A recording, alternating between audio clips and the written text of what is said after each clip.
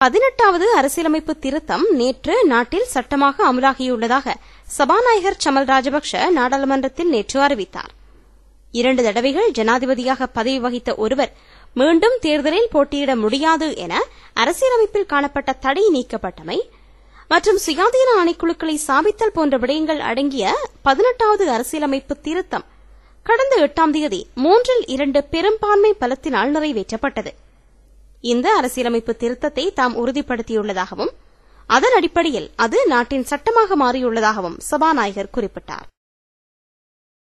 ஜனநாயக தேசிய கூட்டமைப்பின் தலைவர் சரத் பொன்சேகாவின் நிலைமை குறித்து அனைத்து பாராளுமன்ற ஒன்றியத்தின் மனித உரிமை அமர்வுகளில் விளக்கமளிக்கப்பட உள்ளதாக ஐக்கிய தேசிய கட்சியின் பாராளுமன்ற உறுப்பினர் டாக்டர் ஜால ஜெயவர்தன தெரிவித்துள்ளார்.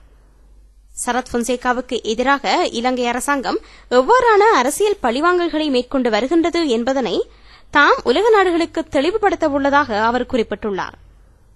சரத் பொன்சேகாவுக்கு எதிரான ராணுவ நீதிமன்ற விசாரணைகள், அவரது பாராளுமன்ற சிறப்புரிமைகள் மீறப்பட்டுள்ள விதம் உள்ளிட்ட பல விடயங்கள் குறித்து அனைத்து பாராளுமன்ற ஒன்றியத்தின் மனித உரிமைகள் அமர்வில் குரல் கொடுக்க உள்ளதாக அவர் தெரிவித்துள்ளார். பாராளுமன்ற உறுப்பினர்கள் எதிர்நோக்கி வரும் மனித உரிமை மீறல்கள் தொடர்பில் முறைப்பாடு செய்யும் நோக்கில் தாம் இந்த அமர்வுகளில் கலந்து கொள்ள உள்ளதாக அவர் குறிப்பிட்டுள்ளார். சிவில் மற்றும் அரசியல் உரிமைகளுக்கான சர்வதேச பிரகடனத்தில் இலங்கை கைச்சாத்திட்டுள்ளதென்பது குறிப்பிடத்தக்கது. ஸ்ரீலங்கா முஸ்லிம் காங்கிரஸ், தமிழ் தேசிய கூட்டமைப்பு உள்ளிட்ட சில கட்சிகளின் பிரதிநிதிகளும் இந்த மனித உரிமை அமர்வுகளில் கலந்து கொள்ள உள்ளதாக தெரிவிக்கப்படுகிறது. முன்னாள் ராணுவ தளபதி சரத் பொன்சேகாவுடன் இணைந்து அரசாங்கத்தை கவிழ்க்க சதித்திட்டம் தீட்டியதாக குற்றம் சுமத்தப்பட்டு கைது செய்யப்பட்ட 4 பேரை விடுதலை செய்யுமாறு கொழும்பு பிரதான நீதிவான் நீதிமன்றம் இன்று உத்தரவிட்டுள்ளது. இந்த சந்தேக நபர்கள் இன்று நீதிமன்றத்தில் ஆஜர்படுத்தப்பட்டனர். சட்டமா அதிபர் சந்தேக நபர்களுக்கு எதிராக சட்ட நடவடிக்கை எடுக்கப் போவது இல்லை என அறிவித்துள்ளதாகவும், எனவே அவர்களை விடுதலை செய்யுமாறும் பயங்கரவாத தடுப்பு பிரிவினர் நீதிமன்றத்தில் தெரிவித்துள்ளனர். இதனையடுத்து சந்தேக நபர்களை விடுதலை செய்யுமாறு நீதிவான் மஹி விஜய் வீர உத்தரவிட்டுள்ளார். இதன் அடிப்படையில் பிரிகேடியர் துமிந்த கெப்பட்டிவலான, மேஜர் ஜெனரல்களான சுனில் அமரசேன டி சில்வா, உப்பாலி இத்ரிசிங்க மற்றும் ஊடகவியலாளர் ருவான் வீரகோன் ஆகியோர் இன்று விடுதலை செய்யப்பட்டனர். இவர்கள் முன்னாள் ராணுவ தளபதி சரத் பொன்சேகாவின் தேசிய ஜனநாயக கூட்டணியின் அலுவலகத்தில் அரசாங்கத்தை கவிழ்க்க சதித்திட்டம் தீட்டியதாக குற்றம் சுமத்தப்பட்டு கைது செய்யப்பட்டனர். தடுப்பு காவல் உத்தரவில் தடுத்து வைக்கப்பட்டிருந்த இவர்கள் பின்னர் பிணையில் விடுதலை செய்யப்பட்டிருந்தனர். நுகர்வோர் விவகார அமைச்சர் ஜான்ஸ்டன் பெர்னாண்டோ தமிழீழ விடுதலை புலிகளுடன் தொடர்புகளை பேணியதாக ஜனநாயக தேசிய கூட்டமைப்பின் தலைவர் சரத் பொன்சேகா குற்றம் சுமத்தியுள்ளார். ஜனாதிபதி மஹிந்த ராஜபக்சவை படுகொலை செய்வதற்காக தமிழீழ விடுதலை புலிகளின் தற்கொலை குண்டுதாரிகள் தீட்டிய சதி திட்டத்தில் ஜான்ஸ்டன் பெர்னாண்டோவுக்கு பங்கிருப்பதாக அவர் சுட்டிக்காட்டியுள்ளார். இவ்வாறான ஓர் நபரின் குற்றச்சாட்டுக்கு அமைவாகவே ராணுவ நீதிமன்றம் தமக்கு எதிராக தீர்ப்பளித்துள்ளது என்று அவர் தெரிவித்துள்ளார். ராணுவ நீதிமன்றத்தின் தீர்ப்புக்கு எதிராக சரத் பொன்சேகா செய்துள்ள மேன்முறையீட்டில் இதனை குறிப்பிட்டுள்ளார்.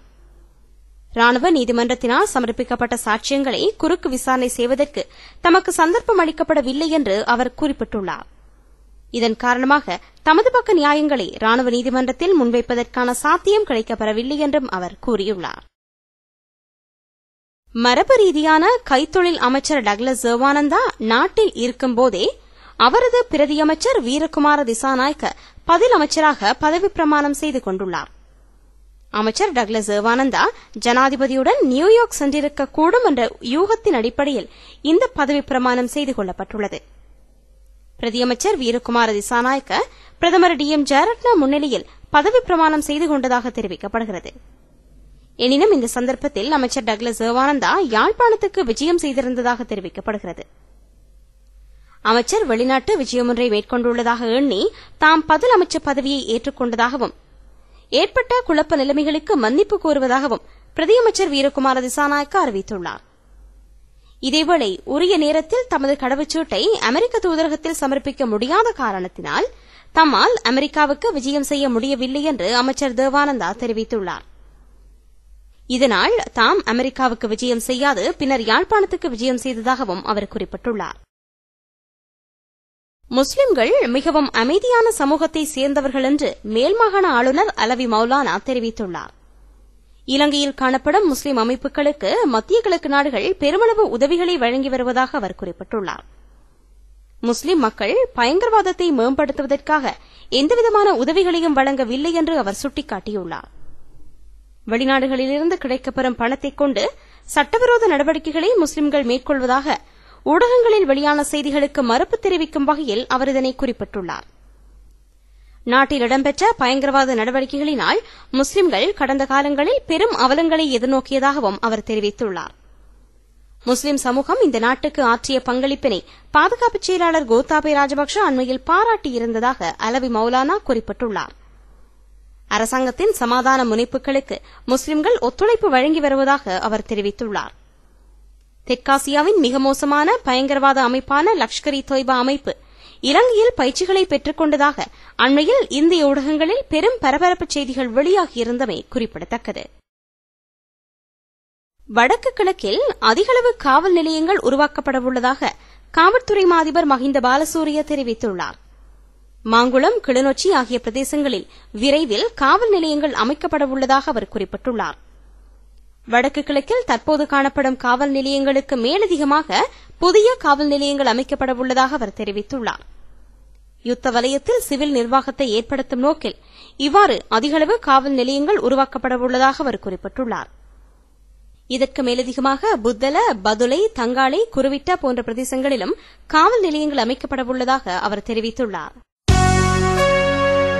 தாயக செய்திகள் கேட்டீர்கள்.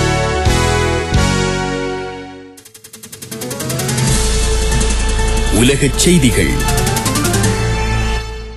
வளரும் நாடுகள் வளர்ந்த நாடுகளின் உதவியையே முற்றிலும் நம்பியிருக்காமல் தங்களுக்குள்ளேயே உதவி கொள்ள வேண்டுமென்று அமெரிக்க ஜனாதிபதி பராக் ஒபாமா அறிவுறுத்தியுள்ளார். ஐநா சபையில் ஏற்பாடு செய்யப்பட்டிருந்த நிகழ்ச்சியொன்றில் கலந்து கொண்டு உரையாற்றும் போதே அவர் இதனை கூறியுள்ளார். வளரும் நாடுகள் வளர்ச்சி பெறவும் வெற்றியடையவும் நாங்கள் விரும்புகிறோம். அதில் உங்களது நலனும் உள்ளது, எங்களது நலனும் உள்ளது. உங்களது கனவை நனவாக்க நாங்கள் உதவ விரும்புகிறோம். ஆனால் உங்களுக்கு தலைமையேற்க உங்களை தவிர வேறு யாரும் இல்லை. நீங்களும் உங்களது மக்களால் மட்டுமே அந்த கடினமான முடிவை தீர்மானிக்க முடியும். உங்களது மக்களின் நலன்கள் மற்றும் ஆரோக்கியத்தை மேம்படுத்துவதற்கான நீடித்த முதலீடுகளை உங்களால் மட்டுமே செய்ய முடியும் என்று ஒபாமா குறிப்பிட்டுள்ளார். உலகச் செய்திகள் கேட்டீர்கள். இத்துடன் GTN செய்திகள் நிறைவடைந்தன. விரிவான செய்திகளுக்கு globaltamilnews.net எனும் இணையத்தை பார்வையிடவும். வணக்கம்.